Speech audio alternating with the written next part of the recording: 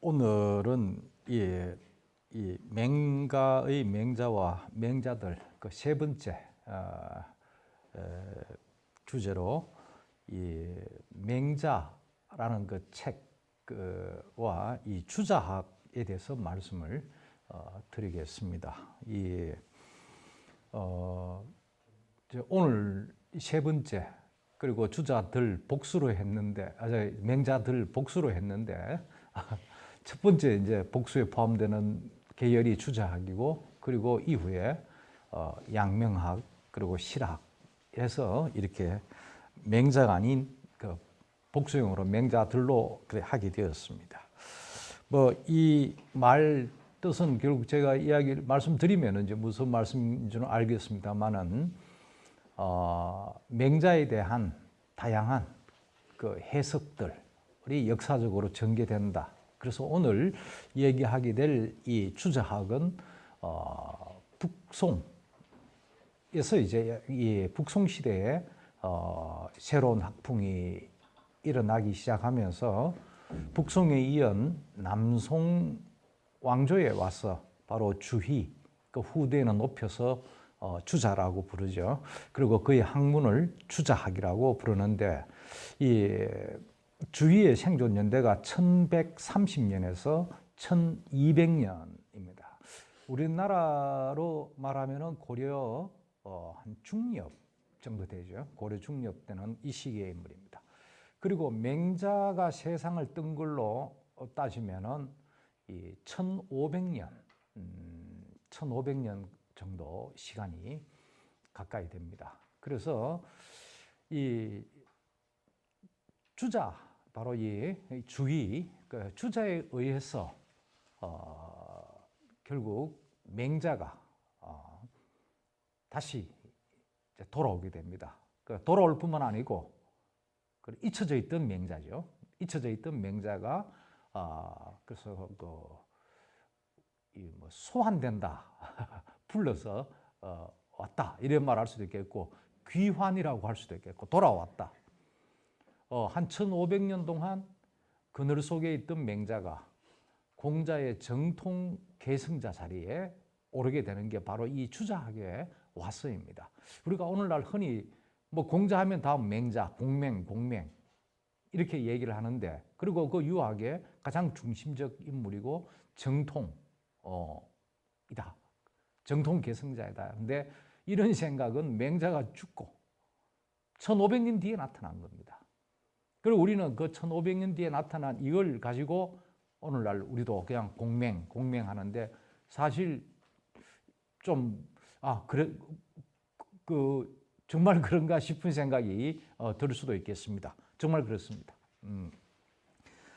그래서 이 맹자가 돌아오기까지 이 부분에 대해서 이 얘기를 좀 해야 될 것 같고요. 어떤 과정을 거쳐서 맹자가 다시 소환되는가, 귀환하는가. 저는 또 여기서 맹자의 재발견 이런 말도 씁니다.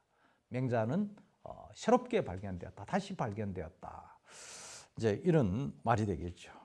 결국 그 말은 1500년 동안 잊혀져 있었다 라는 말을 전제로 하고 이제 다시 소환되게 된 겁니다. 그런데 이제 이렇게 뭐 어떤 배경에서 이 맹자가 다시 소환됐는가, 뭐 그건 여러 가지 이유가 있겠습니다만, 바로 북송, 남송 이때가 되면은 이제 이 주자학이 등장하면서 흔히 주자학을 새로운 유학이다 이래 얘기를 하고, 그리고 이 주자학 시대에 오게 되면서 이 중국 철학사 전체를 이래 보면은 다시 유학의 시대로라는 이런 말을 쓸 수가 있습니다. 그건 뭐 하면은 이 송나라에 와서 주자학이 등장하기 전까지 유학은 상당히 약화된 상태였습니다. 그 전에 한나라 제국, 한제국 때 관학이 된 이후에 독점적 지위를 누리고 있었지만은 좀 시간이 흐르면서 한제국이 멸망하고 그 이후에 유학은 뭐 기본적으로 관학의 지위를 갖고 있기는 했습니다만은 그 자리를 좀 나눠서 가져야 됐던 거예요. 그래서 우리가 철학사에서 흔히 이야기할 때 유불도 삼교 시대 이런 말을 쓰죠.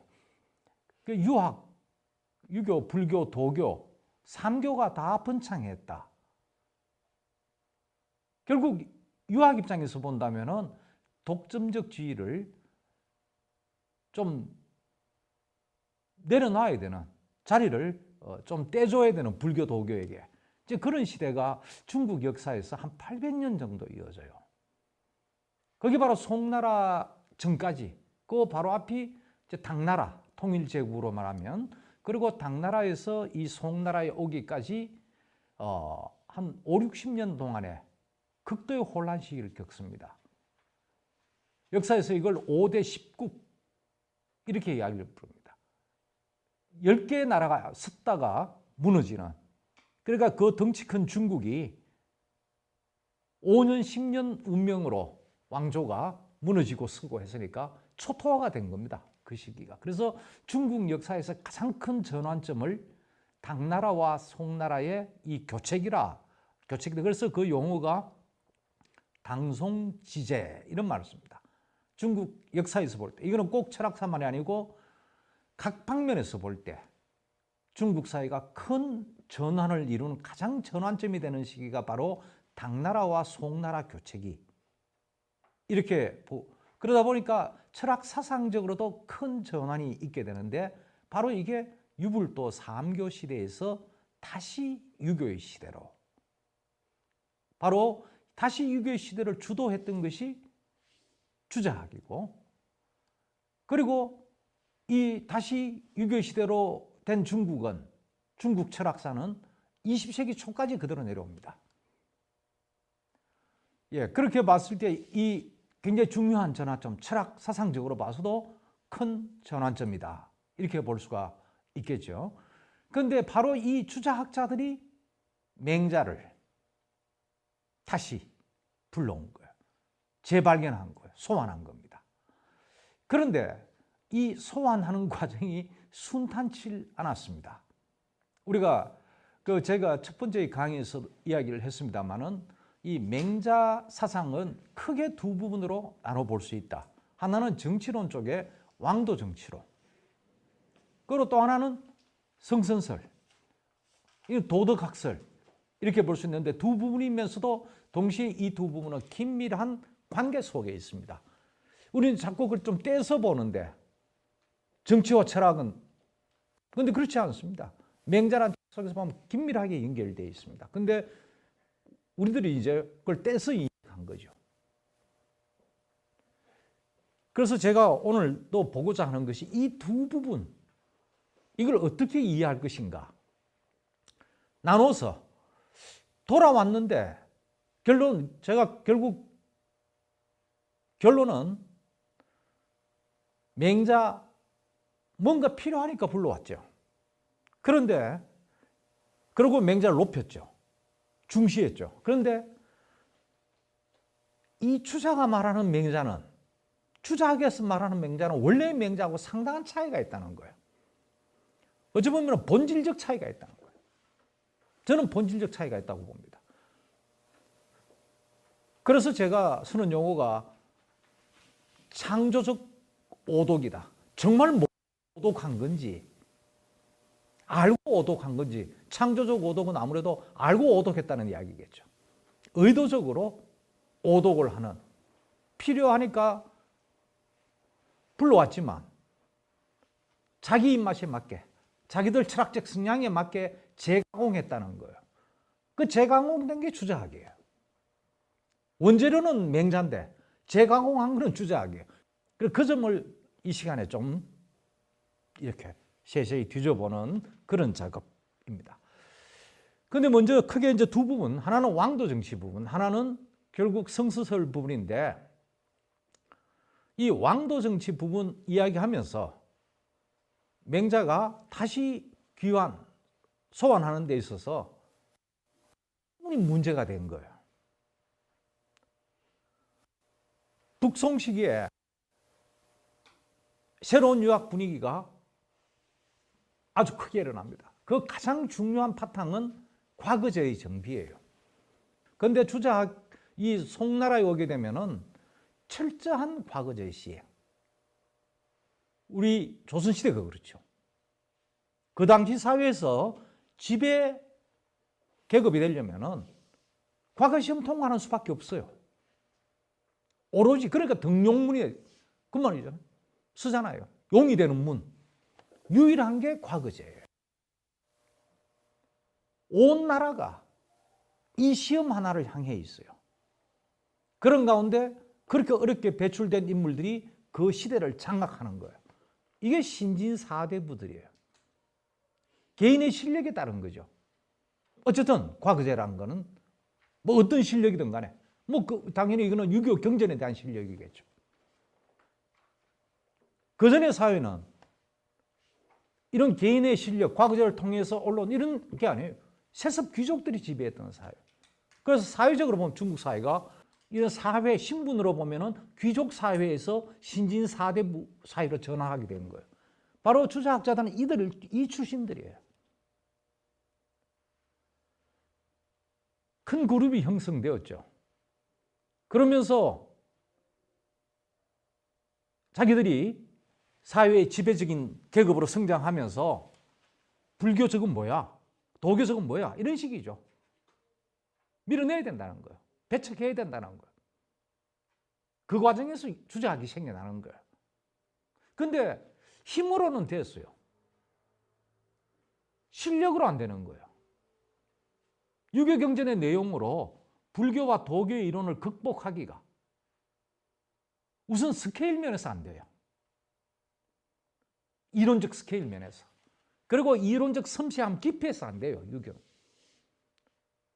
그 고심 끝에 이들은 불교와 도교를 마구 배척하면서도 몰래 공부하고 그 이론적 장점들을 몰래 가져와서 유교 경전을 재해석한 거예요. 그러다 보니까 불교, 도교, 도가 철학 냄새가 물씬 나는 거예요. 주작 안에는. 간판은 유학이에요. 그런데 내용은 상당한 변모를 거치는데 이러한 어떤 북송 시기에 이런 격동의 시기를 거치는데 이 맹자를 가져오면서 불러와야겠는데 한쪽에서는 그렇게 생각하는데 한쪽에서는 맹자는 너무 위험한 사상가이다. 낙인이 찍혀 쓴 거예요. 황도 정치론도 후대 와서 굉장히 칭송이 되지만은 그 맹자에 나오는 이야기입니다. 민위귀, 백성은 귀한 존재이고 군의경, 임금은 낮은 위치다. 중류도가 떨어진다. 이 맹자가 하는 말이에요. 하늘은 백성들의 이 말을 그 입과 귀를 통해서 백성들의 생각을 다 알고 있다. 그래서 하늘이 임금에게 그 하늘은 천이고 임금 황제는 천자이죠. 하늘의 아들이에요. 그러니까 천자는 하늘의 명을 받들어야 되는 거예요. 그런데 하늘은 백성들의 걸 다 듣고 있기 때문에 자기 아들인 천자, 황제가 시원찮으면 바꿀 수도 있다. 이게 혁명이죠. 우리가 지금 말하는 영어로 레볼루션 하는 게 그 번역의 혁명이 여기서 나온 이야기죠. 명을 바꾼다는 이야기죠. 천명을 바꾼다는 거예요. 하늘이 자신의 대행자를 바꿀 수 있다는 거예요. 그런데 그 출발 지점은 백성이에요. 백성의 뜻이에요. 백성의 생각이고. 이런 사상들은 굉장히 임금의 권한을 옥죄할 수 있죠. 위협할 수도 있고. 그리고 또 직접 묻잖아요. 제선왕, 그 맹자에 나오는 제선왕이 맹자에게 물었죠. 어느 나라의 마지막 왕 걸, 주나라의 마지막 왕 주. 마지막 왕이 된 이유는 결국 피살된 거죠. 그러면서 새로운 왕조가 선 거 아닙니까? 근데 그 피살한 사람들이 그 왕의 신하들이에요. 제 나라 선왕의 입장에서 볼 때는 역사에 그런 기록이 있는데 이게 말이 안 되지 않느냐. 신하가 어떻게 임금을 죽일 수 있느냐. 정당하냐. 이에 대해서 맹자는 시침이 뚝 떼고 대답하는 게 나는 그런 이야기는 처음 들어본 이야기다. 그런 이야기는 누구나 다 알고 있는 이야기예요. 분명히 제선왕이 묻는 의도가 맹자의 입에 재갈 물리려고 하는 거죠. 임금 죽여도 된다 소리 나오는가 안 나오는가 한번 보자. 그런데 맹자의 대답, 시침이 뚝 떼고 하는 소리가 나는 그런 이야기는 들은 적 없고 그냥 거리라는 또 주라는 임금 이름이죠. 그 한낱 장삼이사 이거죠. 일부에 지나지 않는 그런 사람이 뭐 죽었다 이야기는 들은 적이 있는데 내가 왕을 죽였다 이야기는 못 들었다. 맹자 이 말 속에는 왕 아니라는 거예요. 왕 자격 없는 왕은 왕이 아니고 그 죽인 걸 왕을 죽였다 하지 않는다는 거예요. 그냥 한 사람 죽였다. 일부 흔한 그 한 인간 죽였다. 뭐 그거는 있지. 그 말은 왕한테 말하는 거는 당신도 왕질 똑바로 못하면 죽는 수 있어. 나라 망할 수 있어. 그 정당해 이런 이야기예요. 이게 혁명론이에요. 혁명이라는 용어가 이런 사상을 가지고 있으니 후대에 이 맹자를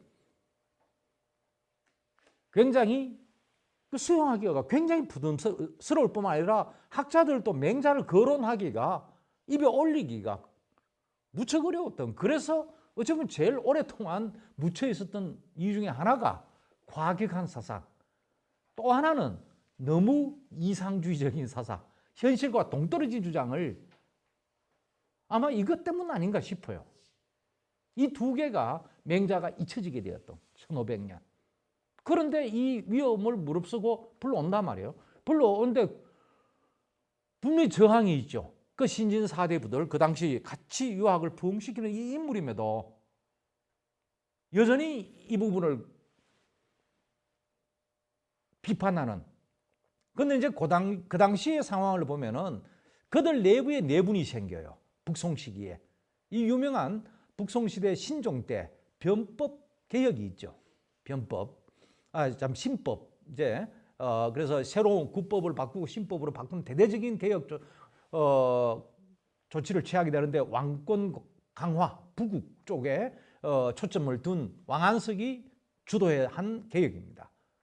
그런데 이 개혁의 진행 과정에서 많은 그 신진 사대부들이 저항을 하고 반대를 하게 되고 이 사람들을 구법당이라고 이야기를 하고 왕안석 유의 개혁을 주장한 쪽을 신법당이라고 하는데 이러한 정치적인 것과 맞물려서 구법당의 그 당시의 영수라고 볼 수 있는 사막왕, 자치통감을 지은 유명한 역사학자죠. 그리고 문장가이기도 하고 또 역시 이 진영에 선 인물이 구양수라든가 뭐 이런 인물들, 당송 8대가에 들어간 사람들이잖아요. 이런 사람들이 그 반대 진영에 서면서 이 왕안석이 맹자를 굉장히 높여요.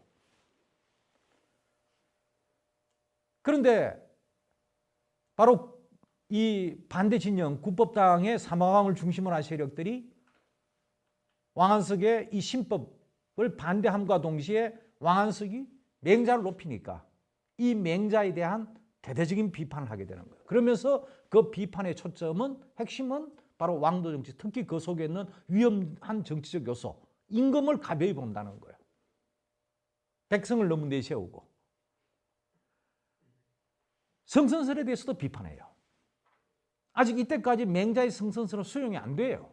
누구도 성선설을 지지한 사람이 없어요. 그런 점에서 문제는 근데 그 어려운 과정에서 제가 이제 맹자가 다시 복권되는 과정을 여기에 글 속에 좀 적어 놨습니다. 그런데 이제 이러한 신법, 구법이 나누어져 싸우는데도 이 구법당 계열에 있는 사람, 그러면 맹자 비판에 동참해야 되는데 그 중에 한 사람인 이 정호, 바로 주자학의 대표적인 선구자입니다. 그리고 동생은 정이, 호가 명도 이천이죠. 다 구법당 계열이에요. 주자도 후대 사람이지만은 구법당을 지지하는 사람이에요. 그럼에도 불구하고 맹자를 높이기 시작하는 거예요.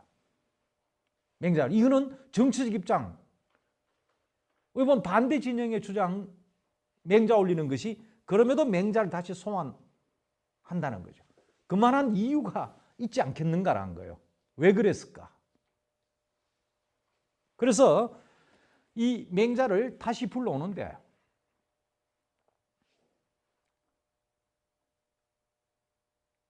다 이 위험한 정치, 왕도 정치, 그 속에 들어있는 혁명론, 백성 중심, 임금에 대해서는 뭔가 좀 낮게 보는 듯한 이러한 내용들은 거의 입을 다뭅니다.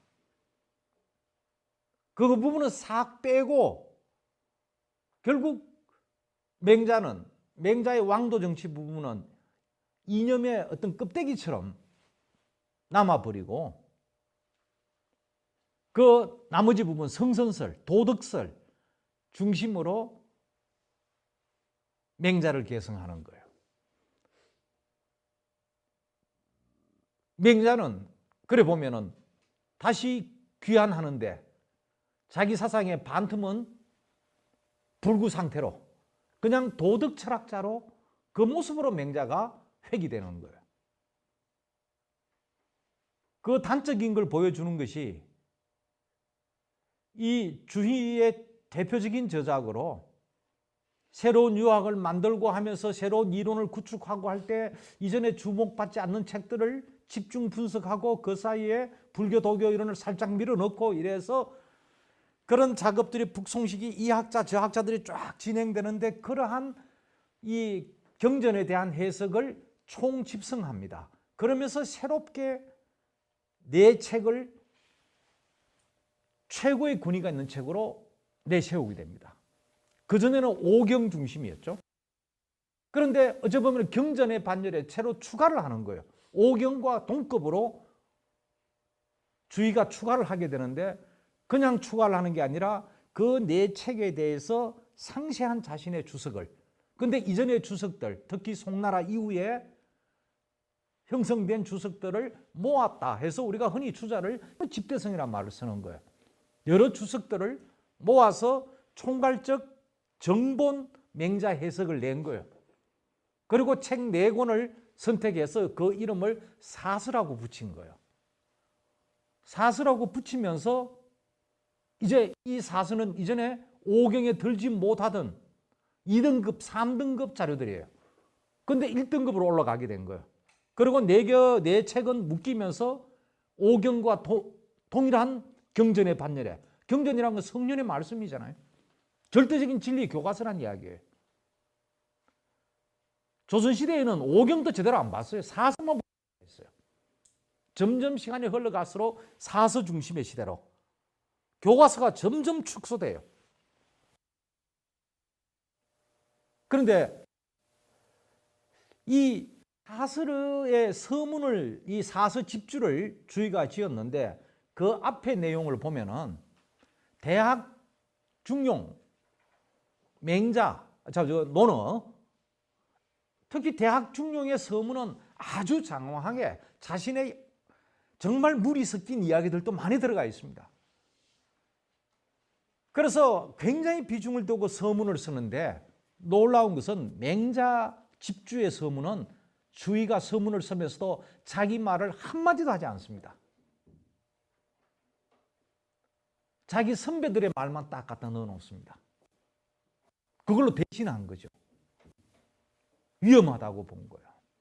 부담스러운 거예요. 여전히 더 뒤에 사람이잖아요. 한 100년 뒤에 사람이거든요.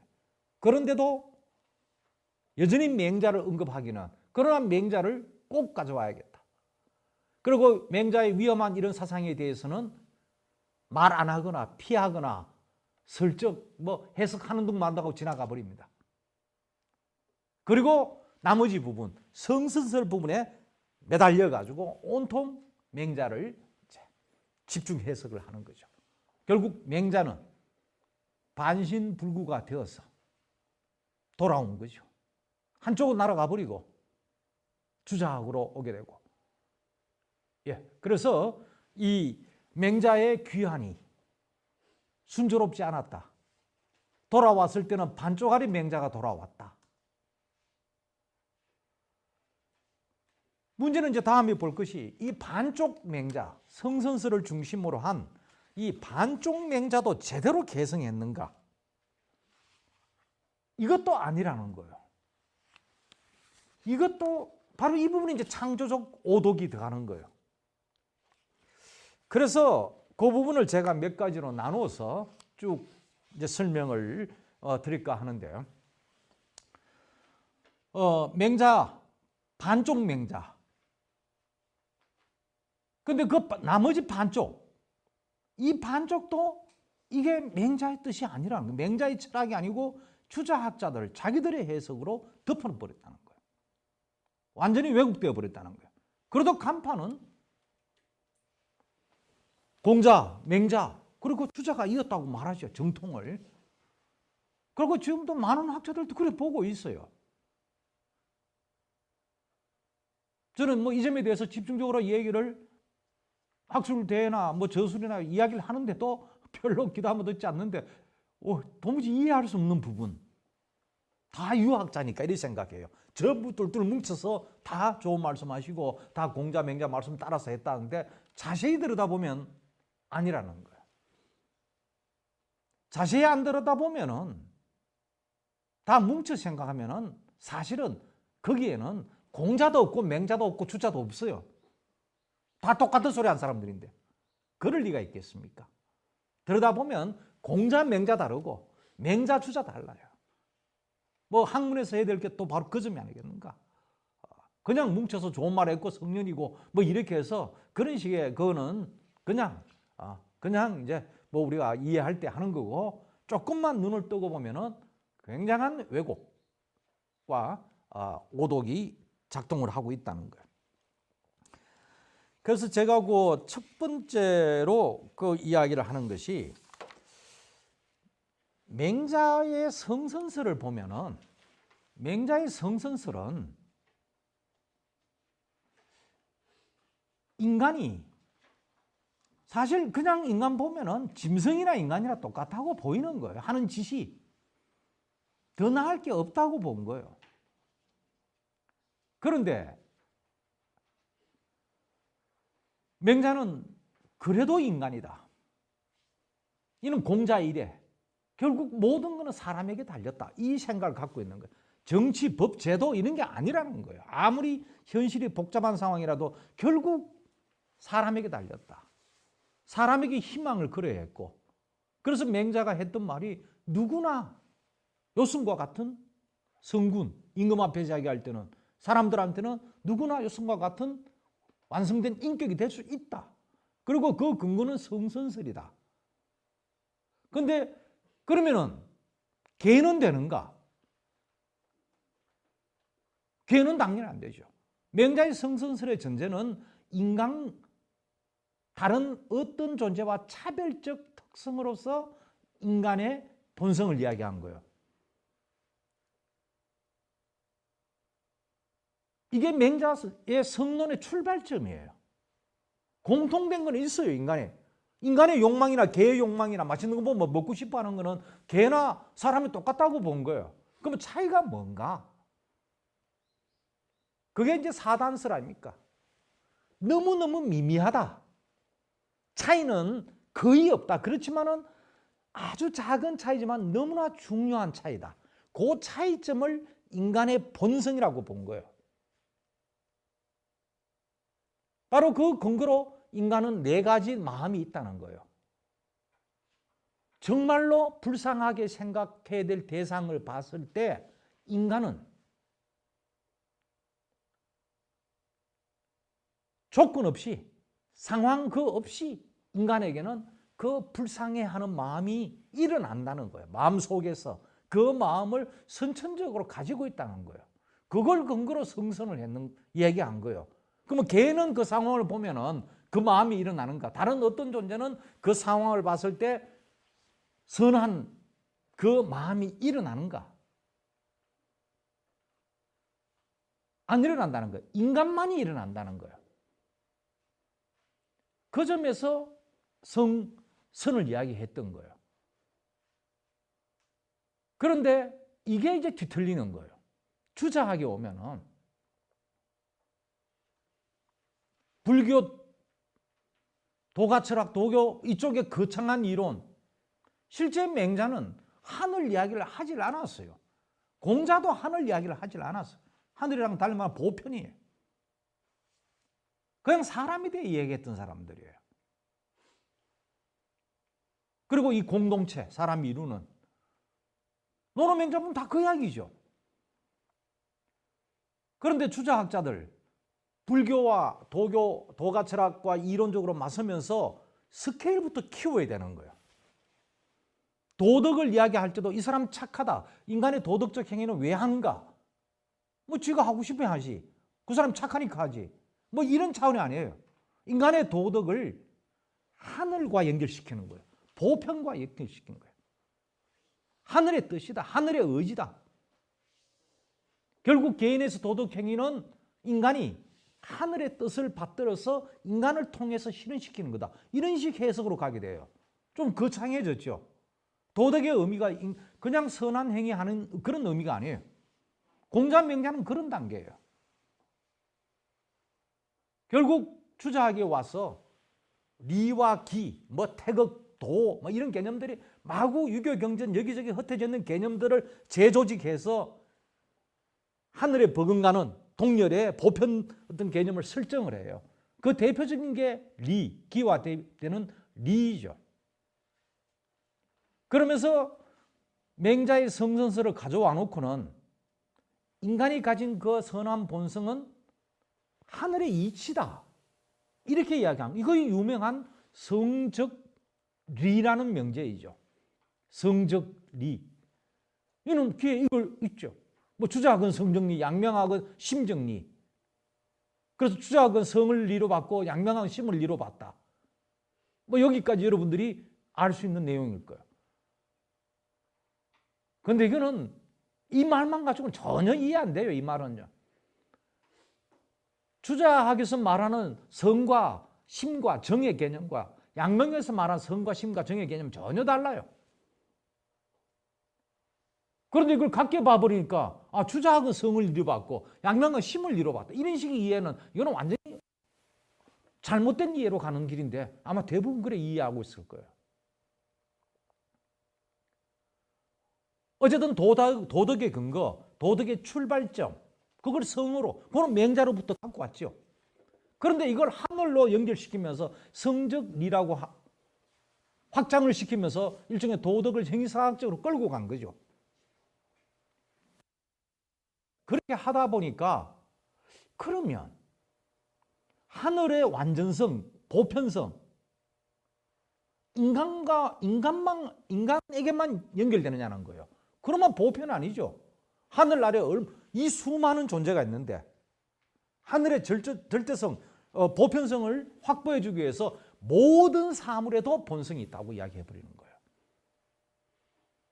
모든 사물에도 본성이 다 있다는 거예요.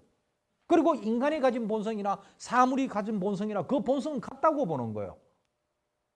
천리에서 나왔다고 보는 거예요. 보편에서 나온 특수일 이래 돼버려요.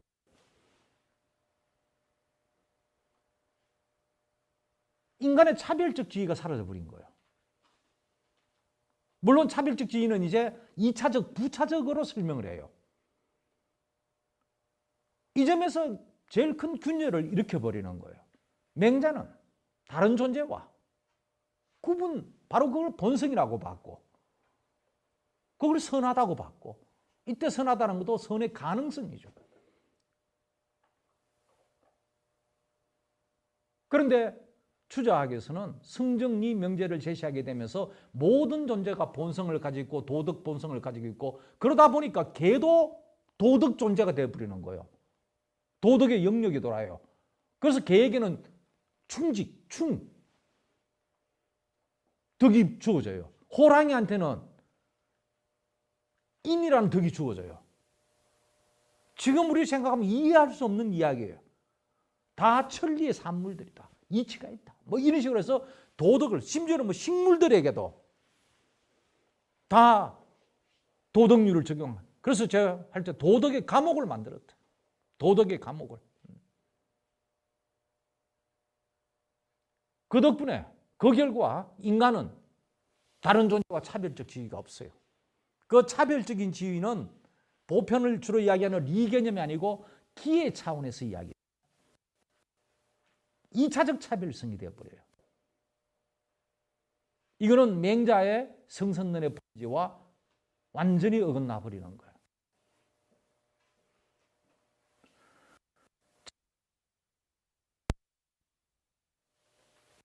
주자에서 받아와요. 굉장히 그 말은 도덕스레 중요한 말이니까 받아들이는데 실제 들여다보면은 인간의 본성을 이렇게 맹자 성선설 이런 이야기를 가져와서 그걸 하면서 확대시키면서 그렇게 이야기를 전개를 하다가 맹자 성선설을 막 높이다 보니까 그러면 맹자 성선설은 그러면 이 유학의 대표적인 성문인데 맹자가 말했다는 공자는 이 대해서 말하지 않았는가? 우리 최고 위에 있는 공자가 말을 해야 되는데 근데 논을 뒤져보니까 없어요. 성에 대해서 한 말이. 공자 제자가 말을 해요. 나는 선생님으로부터 성과 천도에 대해서 거의 듣지를 못했다. 성과 천도에 대해서. 실제로 논어 보면은 성이라는 글자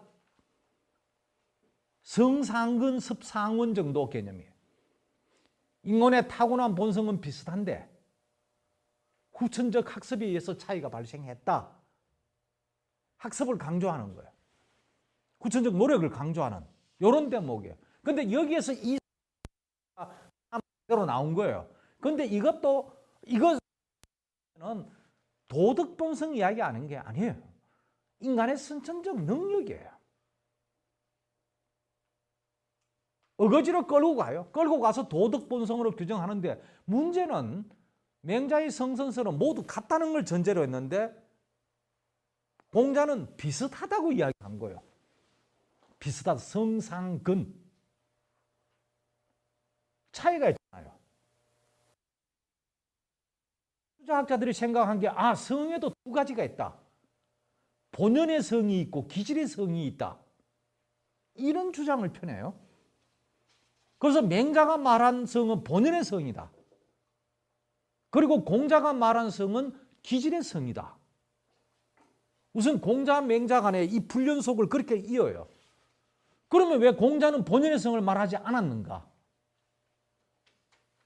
알고도 말 안 했다. 당연한 거니 말 안 했다. 이런 식의 주자학자들이 입장을 갖고 있어요. 그러면서 하는 소리가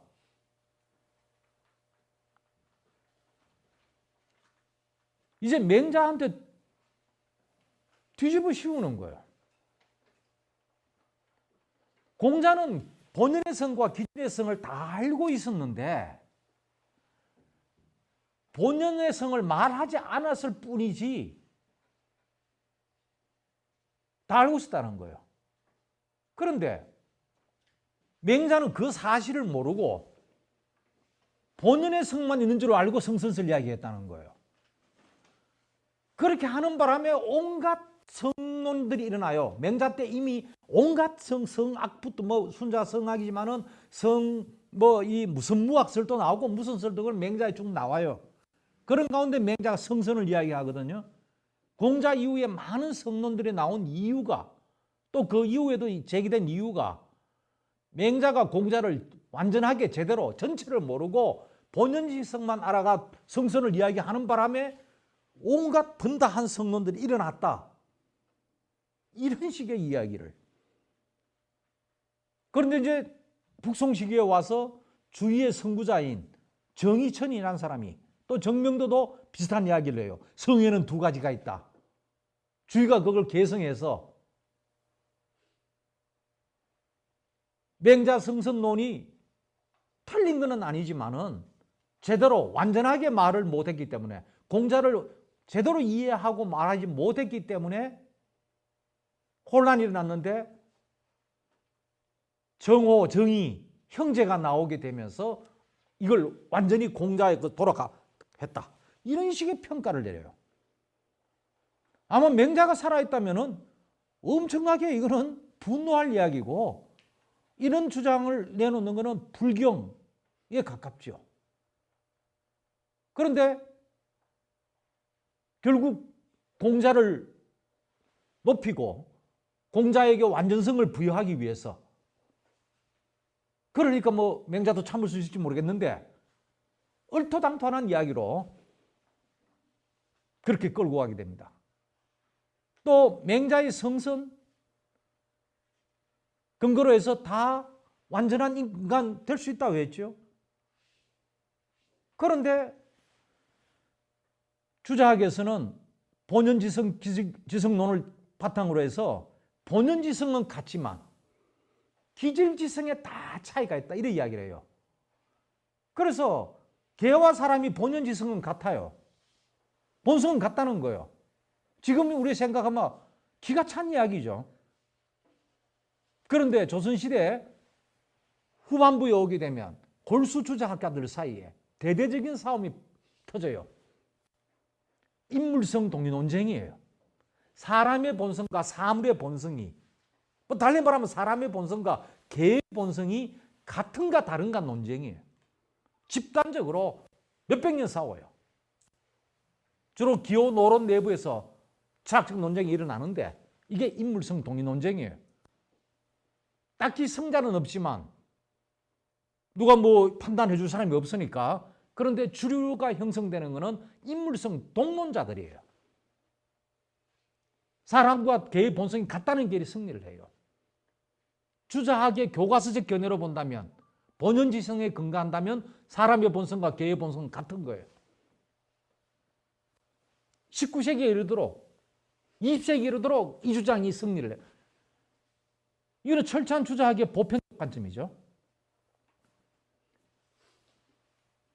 그러면 개하고 사람, 또 사람들 내부의 차이가 뭐가 있는가? 기질지성의 차이다. 기질지성은 뭔가? 사람 할 때 각각 이 기를 갖고 태어나는데 개보다는 사람이 또 사람들 중에서는 성현이라 이런 사람은 정지를 타고나고 그 기에 청탁 수박 이 말을 해요.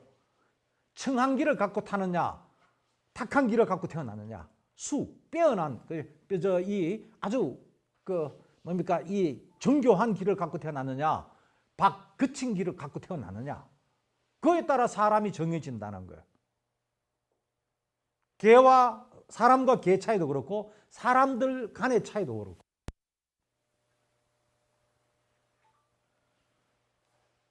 결국 우리가 타고난 기를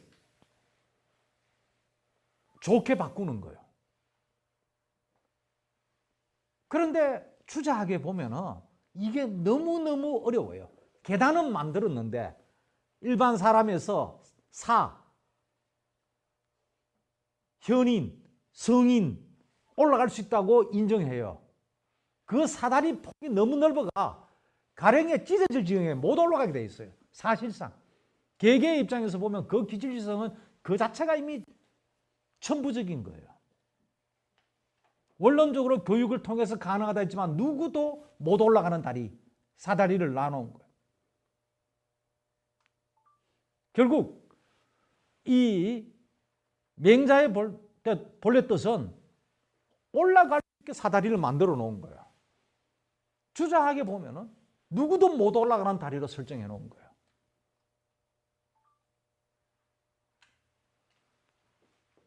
마지막으로 하나 더 이야기하면은 맹자의 사단. 맹자는 제가 앞에서 이야기한 대로 네 가지 본성을 이 마음을 가지고 있다. 인간이라면은 정작 참 그 불쌍하게 여겨야 할 때 그러한 마음을 가질 수 있는 그런 마음을 가지고 있고, 정작 부끄러워해야 할 때 부끄러워하는 마음을 가지고 있고, 사양해야 될 때 사양할 수 있는 그 마음을 가지고 있고, 옳고 그름을 판단할 수 있는 그 마음도 인간은 선천적으로 가지고 있다고 보는 거예요. 그 마음을 가지고, 그래서 사단지심이라고 했어요. 그리고 그러한 마음이 있기 때문에 측은해하는 마음, 불쌍해하는 마음은 그 마음을 잘 키우면, 간직하고, 그게 존심양성이에요.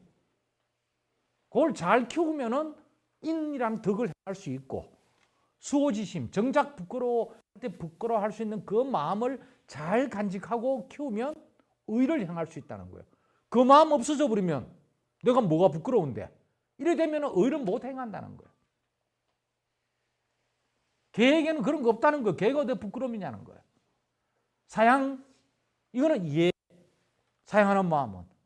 시비지심, 이거는 지. 그래서 인의 예지라는 사덕이 나오는 거잖아요. 이 인의예지는 인간이 원래 가지고 있는 선한 본심, 그 본성을 잘 간직하고 길러서 실현한 덕목입니다. 그런데 주자학에 가면 이 인의예지는 바로 인간이 타고난 성이라는 거예요.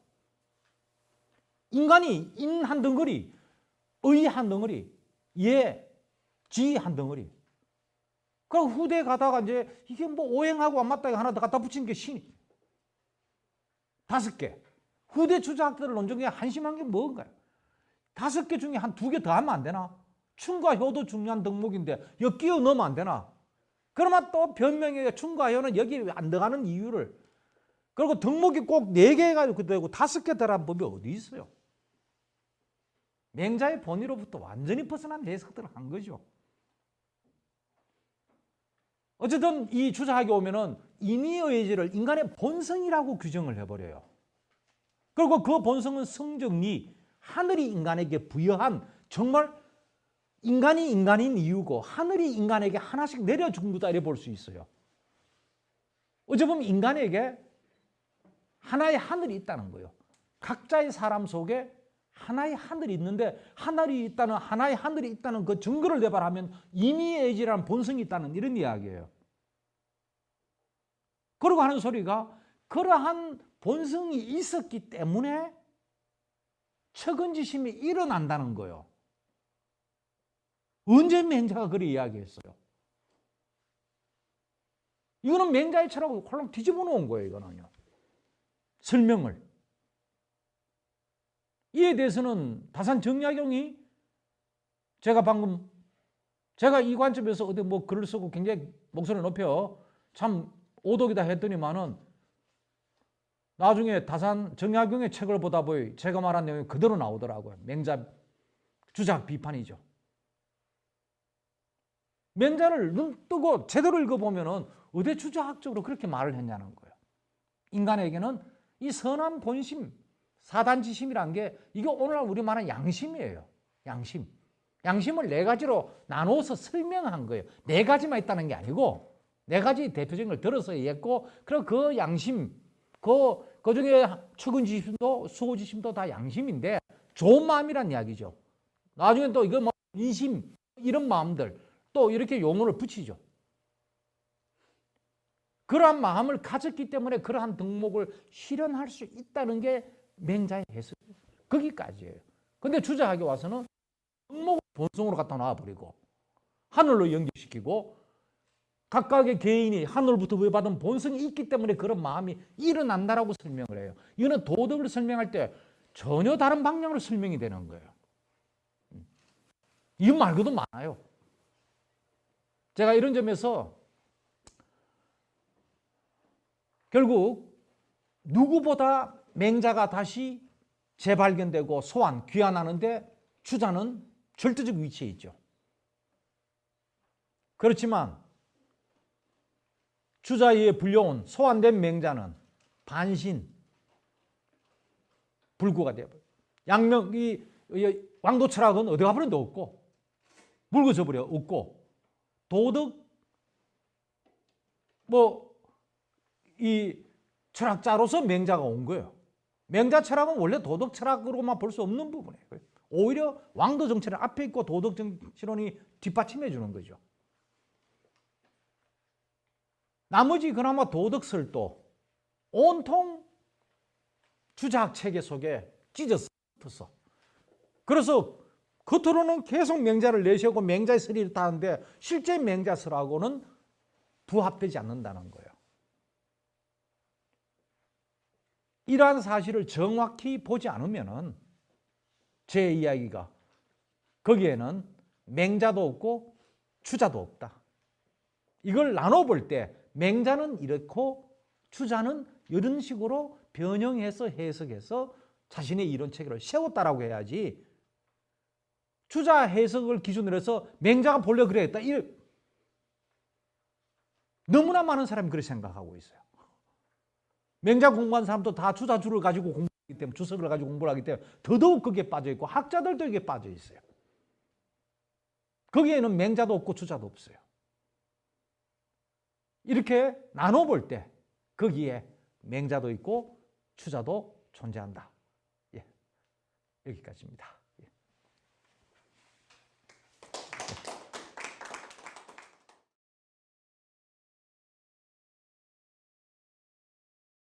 예, 맹자 세 번째 시간입니다. 그 맹자와 주자학 토론을 시작하도록 하겠습니다.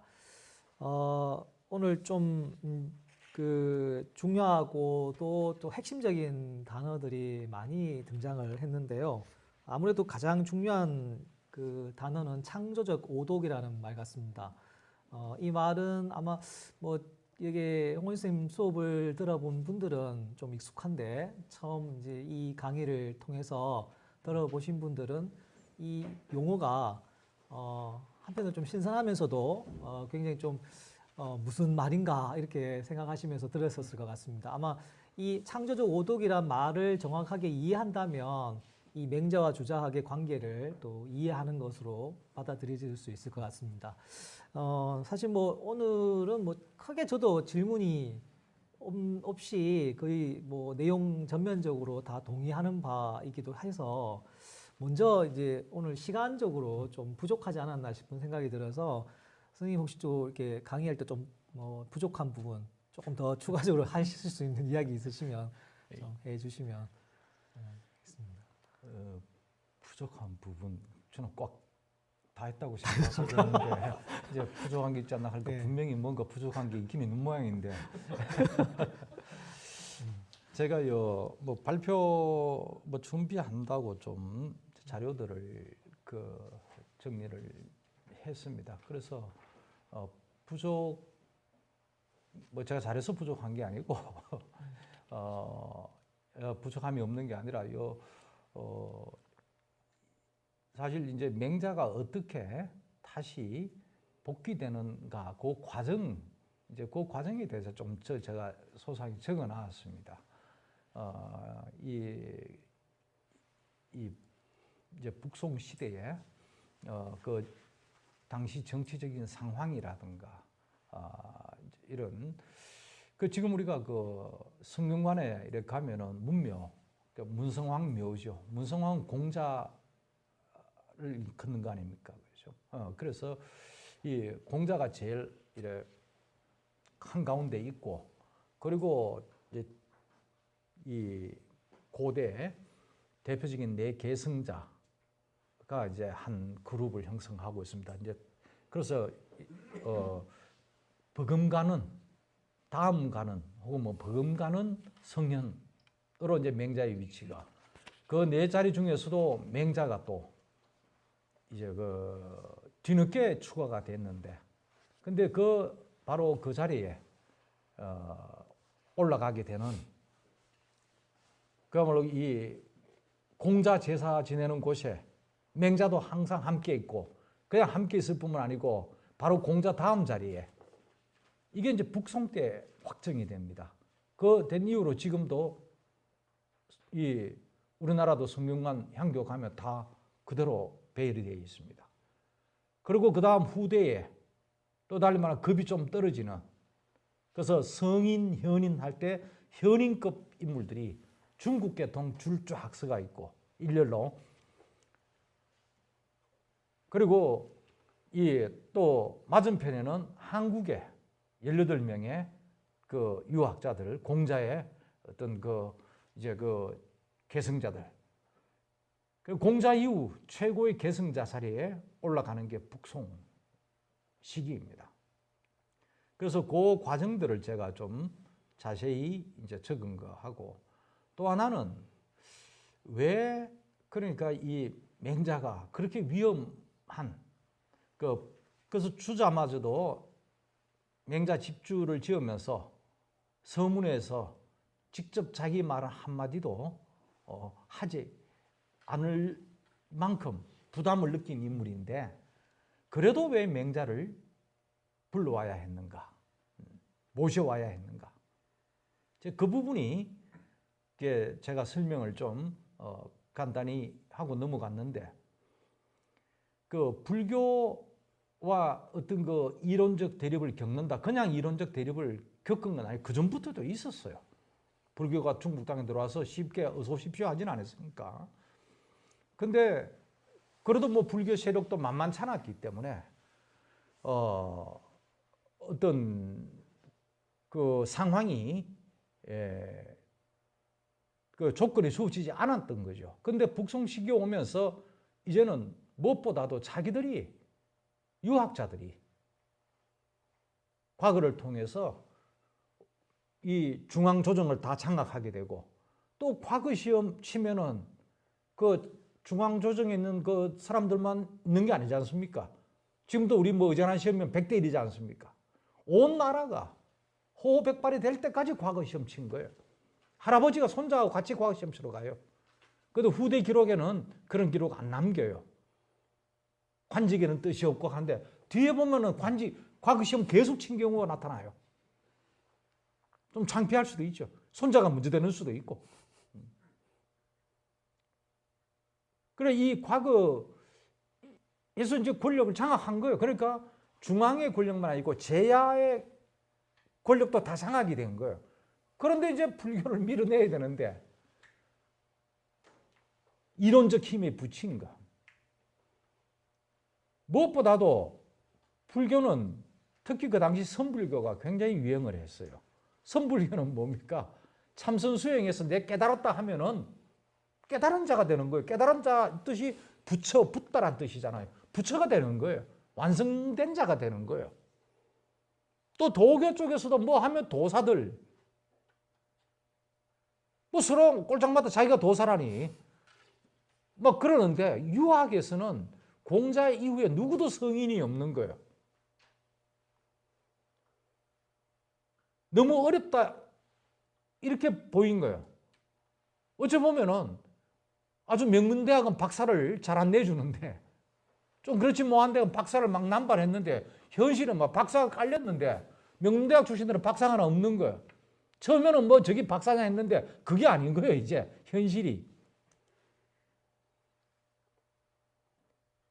여기에서 이제 유학자들 생각이 제일 먼저 주목했던 게, 우리도 완성된 인격 길을 열어야 된다. 공자 이후에 어떻게 한 명도 공자 그걸 갈 수 있는 사람이 없느냐. 이제 이 문제의식이 있었던 거예요. 그러다 보니까 전부 포기해버렸다니까. 길이 너무 어려우니까. 이거 안 된다. 그래서 북송 유학을 연 사람들이 제일 먼저 주장하는 게 성학론이에요. 이 성학, 성인 되는 학이죠. 성군 되는 학. 그 우리나라 유명한 유학자 퇴계 이황, 성학 10도, 성군이 되는, 성인이 되는 길을 그림 10개로 제시한 거예요. 퇴계 이황의 제자이자 또 갈라섰던 율곡이이도 성학 지표를 지어요. 결국 이들의 주된 관심사가 완성된 인간 되는 거예요. 그런데 유학에서 보니 없는 거예요. 누구도 된 적도 없고 길도 그냥 높이기만 했지. 우리도 안 된다. 우리도 공부하면 된다는 길을 열어줘야 된다. 그래서 주돈이라든가 이정이라든가 성학에 대한 강조가 굉장히 바로 새로운 유학의 분위기 속에 우리도 성년될 수 있다. 그러니 근데 유학에 어디 봐도 그런 내용이 없는데 맹자에 인계 가위 요순 사람은 누구나가 다 요순과 같은 성인이 될 수 있다라는 말이 딱 맹자에 제시되어 있는 거예요. 그리고 그 근거로 성선설이 제시되어 있는 거예요. 불교 이런 거 바로 이 자기들의 목적을 달성할 수 있는 이 내용이 다른 이론 같은 경우는 어떻게든 어렵게 만들어내야 되는데 이거는 어찌 보면은 안 만들어도 맹자 책 속에 맹자만 들고 오면 그대로 들어오는 내용이에요. 그래서 아마 맹자가 이 신유학자들 눈에 온갖 어려움을 저 두려움을 무릅쓰고라도 맹자를 들고 와야 된다고 생각했던 게 바로 그 내용이 누구나 될 수 있다. 그리고 성선설 이 부분이 딱 주목. 이거는 뭐 제가 그냥 이야기할 때는 방송에서 맞는지 모르겠습니다만은 진짜 코 안 풀고 손 안 대고 코 풀 수 있는 나머지는 어렵게 돼도 막 짜내 이론을 만들어요. 그래도 이게 정합적이질 않아가지고 논쟁이 터지고 하는데 맹자는 그냥 모셔오면 되는 거예요. 그래서 맹자가 이렇게 왜 소환됐을까? 왜 꼭 그 위험 속에서도 한리했을까 할 때 저는 거기에서 근데 뭐 그 이야기도 원래 강의 속에 좀 하렸는데 뭐 제한된 시간 속에 그 이야기까지 쭉 하긴 힘들어서 제가 빠뜨렸습니다. 예, 알겠습니다. 오늘 뭐 질문이 많을 것 같습니다. 3시간째니까 아무래도 질문이 좀 있을 것 같아서 또 미리 조사해 본 바로는 질문이 있다고 제가 들어서 질문 한번 받아보도록 하겠습니다. 예, 누구 어떤 분 먼저? 예.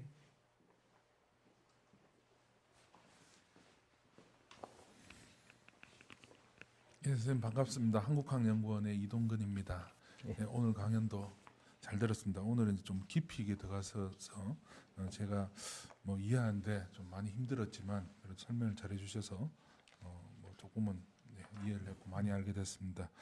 지금 계속 중요한 게 창조적 오독인데 어쨌든 맹자에서 주자학으로 오면서 이렇게 이제 맹자가 오독이 됐고 그리고 이제 또 나아가서는 아까 이제 조선 시대도 그렇고 근대까지도 뭐 계속해서 지금 오독이 좀 이어지고 있고 이 또한 뭐 창조적 오독일 수도 있겠고 그리고 이제 아까 강의에서 말씀하실 때도 조선 시대 이제 그 유학자들 사이에서도 뭐 결국 인간과 동물이 같다는 뭐 이런 이제 결론을 내리게 됐다 이렇게 봤을 때는 이 첨예한 이 철학의 생명 논리인데 지금 어떻게 보면 거의 뭐 종교적인 뭐 이런 믿음으로 맹신으로 가는 게 아닌가라는 생각이 좀 들었습니다. 그래서 우리가 이제 유학인지 유교인지 뭐 이것도 이제 한번 뭐 알면서도 이제 궁금하기도 하고 뭐 그런 생각 들었습니다. 그래서 결국 이런 현상들이 왜 자꾸 발생하게 되는지 이게 참 궁금합니다. 예, 뭐 무슨 질문인지는 아시겠습니까? 예. 종교성에 대한 문제, 유교 유학의 특히 우리나라의 조금 주작, 근데 뭐 이 사상적 통제 속에서 주작 일변도의 조선 시대를 겪었기 때문에 그런 면에서 지금 질문하셨던 선생님 말씀대로 약간의 그 종교적 맹신 뭐 이런 부분이 없지 않아요. 있는데 이 부분에 대한 질문인 것 같습니다. 예. 예, 처음 토론 시작하면서 사회자께서도 창조적 오독이 제일 눈에 띄는 게 아닌가. 튀는 말을 하려고 이렇게 이제. 근데 단순히 튀는 게 아니고 제가 이렇게 세계 나온 거는 추자학자들이 하도 자기가 정독을 했다. 맹자를 제대로 알았다고 이야기를 하니까 당신들이 뭐 제대로 알기는 뭘 제대로 알았느냐. 제가 좀 받아치는 이야기. 그리고 이 자기들이 제대로 알았다 해서 자기들 해석에 조금만 틀리면은 조선시대 사문난적이잖아요. 사문난적으로 심지어는 뭐 떼죽음 죽이기까지 몰아서 진리를 공격했다. 이거는 맹자에 어긋나는 게 아니고 주자의 설에 어긋났다는 것 때문에 그래 된 거예요. 그게 정말 광분을 한 거죠. 광신을 한 거고. 그래서 제가 창조적 오동은 단순히 무슨 카피성으로 눈에 띄려고 한 게 아니고 하도 뭐 긴 시간 동안에 자기들이 정말 똑바로 읽었다 하니까 자기들만 정독했다니까 그렇지 않다. 이제 이런 거가 그리고 꼭 정독해야 될 필요도 없고 또 누구도 정독할 수 없어요. 텍스트는 오늘날 말로 열려 있어요. 해석이 열려 있기 때문에 내만 정독을 하면 안 된다는 거죠. 나는 이렇게 읽는다 맹자를. 이거는 괜찮아요. 내가 읽은 게만 옳다 이게 문제라는 거죠. 그런 점에서 오독이란 말 자체도 나쁜 말이 아니에요. 오히려 오독을 잘해야 자기 학설을 낼 수 있어요. 선생님 하신 말 그대로 따라하면은 그건 배운 거지. 자기 주장한 거 아니에요. 자기가 입으로 말을 해도 뭔가 의문을 달고 이의를 제기하면서 자기 해야 그게 이제 자기 창조적인 의견이 나오는 거고, 그거 좋은 오독이에요. 이 나쁜 오독이 아니고 그런 의미에서 그래서 앞에 창조적 하는 거는 뭔가 의도를 가지고 자기 철학 체계를 가지고 덮어씌우게 했다는 거지. 맹자를 이제 덮어씌우게 해버렸다. 이제 이런 표현으로 한 거. 그래서 결코 나쁜 말이 아니고 또 정말 뭐 모독하기 위한 주장을 그 말도 아니고 오히려 이것 때문에 주장하기 나왔다는 거예요. 주장하기 여기서 발생했다는 거예요. 그런 이제 종교적인 느낌 왜 그럴까? 이제 그 부분인데 우선 뭐 조선 왕조의 성격이 공자 이래 수많은 중국에 유교 왕조가 있었지만 그 어느 왕조보다도 철저한 유교 이념이 지배했던 그 완벽한 유교의 나라를 만들려고 들었고 근접해 갔던 그러니까 어찌 보면 모두가 갇혔다고 봐야죠. 갇혔다고 보는 것. 이제 우선 왜 그럴까? 이게 단순히 사상 영역이 아니고 그 줄에 선 사람만 기회가 주어지는 거예요. 정통의 줄에만 선 사람. 그 이외에는 모든 그게 박탈되니까 원튼 원치 않든 전부 줄 서서 가다 보니까 원래 이제 문이 닫히면은 광신으로 바뀌잖아요. 문이 폐쇄되면. 조선은 용납이 안 된 거죠. 그러다 보니까 더욱더 이제 가까이, 이제 그분 가까이, 진리 가까이, 이제 이런 분위기가 광신에 이제 그걸 만들어낸 어떤 그게 아닌가 이런 생각을 하고요. 그리고 이제 이 광신의 그 내용을 들다 보면은 리의 절대성입니다. 리의 절대성을 확보하기 위한 이야기예요. 하늘 아래 그 어떠한 존재도 하늘 밖에 존재하지 않는다. 하늘 아래에 존재한다. 선택적으로 하늘이 인간에게만 뭐에만 적용된다면 마치 신이 그렇잖아요. 신이 보편 절대가 되려면 그 무엇도 신 밖에 나가면 안 되잖아요. 그리고 밑에 하고 피조물 그처럼 개별자하고 보편자가 거리가 멀수록 더 진리성이 돋보이는 거예요. 그 철저한 보편성이 확보되려면 무차별적이 돼야 돼요. 그런 점에서 인간과 짐승의 경계도 여기 뭐 인간 따로 집 짓고 하면 목소리가 커져요. 그 안에서 차등이 생기면 보편의 입장에서 보면은 무차등적이 돼야 돼요. 개별은 그 개별자들 차원에서 따져야 되는 문제고 그러니까 보편 절대성을 강조하려는 이게 강하게 지배되면서 결국 주자학이 그걸 시도했고 태극 개념들을 동원해서 태극은 있던 개념 가져왔고 리는 있던 개념 아니에요. 있던 글자 가져와서 개념화 시킨 거고 그리고 태극 리를 일치시키고 그걸로 이제 자기들의 철학을 풀어낸 이제 그런 사람들인데 결국 보편의 용어로 그걸 가져온 거예요. 천리, 천 다 같은 동열의 개념 그렇게 하면서 결국은 광신의 어떤 사상적 배경은 태극, 리에 대한 절대성 일로 점점 더 가다 보니까 저 위에만 보편만 보이지 개별 특수가 안 보인 거야. 그게 이제 조선 그걸 뒤집고 내려와서 개별 현상 특수에 대해서 보자라는 사상 운동이 실학이라고 저는 봐요. 이제 실학이 이제 그게 그래서 대대적인 사상 전환이죠. 그거는 뒤집히는 전환이 조선 후기의 실학이 제일 큰 차이가 이제 그 점이 아닌가 이렇게 봅니다. 그러니까 그 스님 말씀 이렇게 들으면 창조적 오독도 결국은 저는 이제 주작의 입장에서나 명자 입장에서나 결국 서로 윈윈하는 것 같은. 그 윈윈이죠. 오히려. 그러니까 사상이 약간 왜곡되긴 했지만 예. 결국 그래서 명자가 다시 소환될 수 있었고 그걸로 그냥 주작이 다시 성립될 수 있었기 때문에 예. 결국은 서로 윈윈한 것 같은 그런 느낌이 들고 그래서 이제 자꾸 그 잘못하면 오독에 자꾸 방점을 네. 찍는 경우가 있는데 창조에다가 찍으면 사실 조금 더 다르게 이해될 수 있는 면도 있지 않겠나라는 생각이 듭니다. 예, 또 질문. 예, 선생님 강연 잘 들었습니다.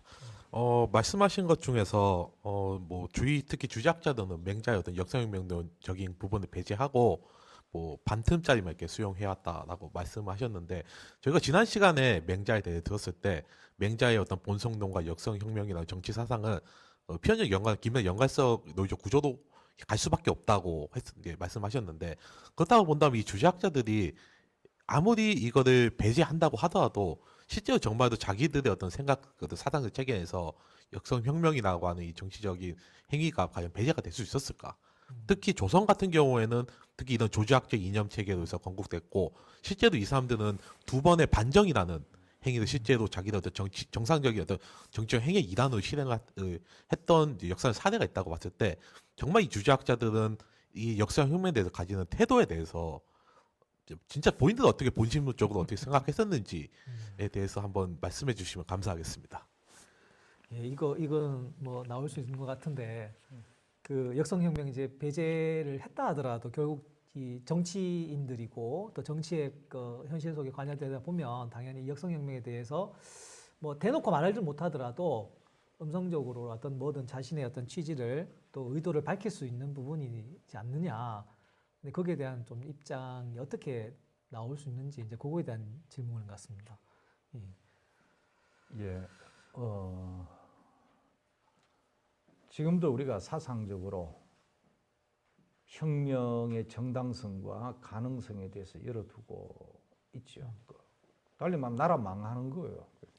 그 나라가 근데 우리 현실의 법은 보안법으로 뭐 생각을 갖는 거는 좋은데 밖으로 떠든다거나 행위를 옮기면 그대로 보안법이 있는 겁니다. 그래 생각하면은 이 당시 사람들도 추적학자들이지만 아무리 속으로 이 왕조가 망해버려라, 망해야 된다, 가질 수 있지 않는가. 특히 맹자 사상을 개성했다면. 어쨌든 이걸 드러낸 인물은 없어요. 근데 우리가 이제 소설에서 이야기할 때 홍길동전 이 나라에서 이 나라를 넘어뜨리지는 않고 섬에 가서 나라 세우죠. 그런 식 해결 방법. 아마 그런 거는 그래서 허균도 뭐 홍길동지였다고 죽은 건 아닌데 그러한 사상적 어떤 그런 것들이 깔려 있는 사람, 특히 고쪽 계열 요 사람들 좀 그랬죠. 결국 허균도 무슨 역성명하고 해가지고 죽지는 않지만은 결국 예 천명 그 자기 명으로 천수 누림 죽은 건 아니죠. 정치적 휘말려 죽게 되죠. 위험한 사상가였죠. 그 소설 속에 보면은 떠나버리는 방식 없는 거는 못하고 그리고 반정 이야기를 하셨는데 중종 반정, 연산군을 밀어낸 그리고 광해군을 밀어낸 인조 반정 이런 게 있었지 않느냐. 정말 힘들었다고 오히려 거꾸로 말해주고 있죠. 이 반정이 뭡니까? 일종의 궁정 쿠데타인데 자기들이 권력 잡는 게 아니죠. 자기들이 권력 갖게 되는 거는 그 공세웠다고 공신되는 것 정도로 받아요. 왕은 단지 이 하늘의 명을 제대로 못 받던 왕을 교체시킨 거죠. 교체시킨 거에 지나지 않아요. 조선을 멸망 안 시켰어요. 아마 그 당시 조선을 멸망시키고 다시 하게 됐다면 그 반정 성공 뭐 했을 거예요. 유학자들이 꽉 차 있었기 때문에 기본적 통일을 받기 힘들었을 거예요. 저항이 엄청 셌을 거예요. 그 이념은 기존 원대로 살아있는데 역성혁명까지는 안 가는 거죠. 자리는 그대로 두고 사람을, 그것도 왕 직속계에 그 있는 사람을 안추는 방식으로, 중종을 안추고 인조를 안추는 방식으로 했지 그 왕조를 무너뜨리지는 않는, 그게 그만큼 이제 그 조선이 유교적으로 탄탄해졌다. 그리고 또 하나로는 할 수도 없었다. 그렇게 할 수 없는 원조는 생각. 사실 이런 반정 형태의 거는 다른 나라에서는 없어요. 역사에서 찾아보기 힘들어요. 조선 왕조의 특징이에요. 반정만 봐도 조선 왕조라는 게 보일 수 있어요. 반정이라는 것 봐도. 예, 저는 그렇게 생각합니다. 근데 저는 이제 조금 여기에 곁들여서 이야기를 하면 제가 이제 아는 바로는 삼봉이 조선 건국 전이죠. 삼봉이 이제 부모님이 연이에 돌아가시고 이제 심효살이 할 때 3년. 그때 정몽주가 맹자책을 보내줬다고 하더라고요. 그래서 그걸 읽었다고 합니다. 그걸 읽고 이제 3년 심효살이를 끝내고 난 다음에 결국은 이성계를 만나게 되는. 근데 그 자세한 내막은 없어요. 그러니까 그 책을 보내줬다, 읽었다까지는 나오는데 그 다음에 이성계를 만났다는 이제 정황은 있는데 도대체 어떤 이야기를 했고, 아까 선생님 말씀하신 대로 이게 진짜 정말 역성을 하려고 하는 의도, 진짜 맹자책을 보고 성서에 눈에 들어오진 않았을 텐데 분명히 이성계 정도전이 이 부분이 분명히 눈에 들어왔을 텐데 그걸 어떤 식으로 이야기됐는지 그 부분은 없더라고요. 저보다 하면 정몽주가 동음골이 되네. 그러니까, 예, 약간 저는 그 맥락에서 보면은 정몽주 자기는 못하겠고 삼봉에게 설정 민 거 아닌가. 삼봉의 기질을 아니까. 예, 예. 그런 맥락은 보이는데 이제 거기에 대한 자세한 기록이 없으니까 이걸 뭐라기가 좀 어렵다. 아마 그래서 제 생각에는 조선시대에 더더욱 이 맹자에 대한 그 책에 대한 경계가 더 강하게, 그러니까 성선으로만 몰아가지 않았을까 이런 생각이 들긴 한데, 아까 반정 이야기 하시니까 갑자기 그 생각이 나는데, 예, 하여튼 재밌었습니다. 예, 뭐 마지막으로 하나만 더 이야기하고 이제 마치도록 하겠습니다. 이거는 뭐 딴 건 아니고, 아까 불교의 이야기를 잠깐 이제 주자학과의 관계 속에 잠깐 말씀을 하셨는데, 그냥 뭐 조금만 이야기 불교의 어떤 제 생각에 나는 이제 형이상학적 측면, 이제 그 부분에 대한 주자학의 좀 역량 관계, 또는 또 그걸 또 의식하면서 주자학의 어떤 형이상학을 구축한 그런 맥락 같은데, 그 부분에 대한 이야기는 간단히 그냥 지나쳐신 것 같아서요. 그 부분에 대한 이야기를 좀 보완해서 이야기해 주시면. 제가 그 강의 중에 그냥 지나가듯 이야기를 했는 게, 불교이 이제 유학이 새로운 유학을 대적하면서 이론적으로 극복을 해야겠는데, 무엇보다도 이 스케일 면에서 비교가 안 되었다. 특히 이제 이게 불교, 특히 중국 불교에 들어와서 핵심적 논의가 현상과 현상 너머의 본체, 이게 이제 성과 상 뭐 이렇게 얘기를 하기도 하고, 그렇죠. 또 리와 사, 일사자로 구분을 하기도 하고, 특히 화엄불교 같은 경우 이제 중국 교종, 중국의 교리 불교죠. 교리 불교의 정점에 있다라고 이야기를 하고, 또 가장 중국적인 냄새가 난다라고 하는데, 사법계설이라 해서 자신의 인식, 그 관점에 따라 세계가 네 차원으로 이제 보인다. 네 차원으로 있는 것처럼 보게 된다. 결국 불교에서는 다 지 보는 대로 이 세상 있다 이렇게 보는 거니까, 그러면서 리와 사 이 개념이 리는 현상 너머의 세계를 이야기하고 사는 현상 세계를. 그러면 1단계에서는 리의 세계는 리의 세계고 현상의 세계는 현상의 세계다. 그런데 그게 이제 4단계를 거쳐가면서 현상과 본질은 구분이 없다. 리와 사의 세계는 구분이 없다. 같은 것이다. 근데 마지막 4번째로 가면은 사사무외법계라 해서 사물 간에도 아무런 차등이 없다. 아무런 차등이 없다. 이게 이제 화음 세계. 우리가 뭐 굉장히 불교를 거창하게 이야기할 때, 멋지게 이야기할 때 화음 세계다 하는 게 일체의 차별사항은 우리의 차별적 눈으로 보니 그렇지 실제 이 차별 세계는 그 자체가 하나이고 그러니까 구분되지 않는 세계이고 동일한 세계다. 이러한 어떤 불교의 화음종의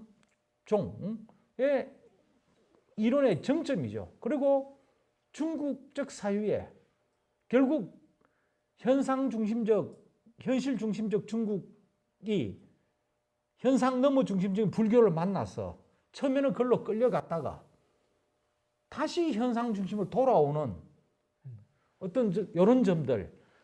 그런데 이 얘기가 이 현상과 그 너머의 세계에 대한 이러한 사유들이 불교에서는 왕성하게, 그건 불교 발생 때부터 일어나요. 유학에서는 그런 이야기가 없어요.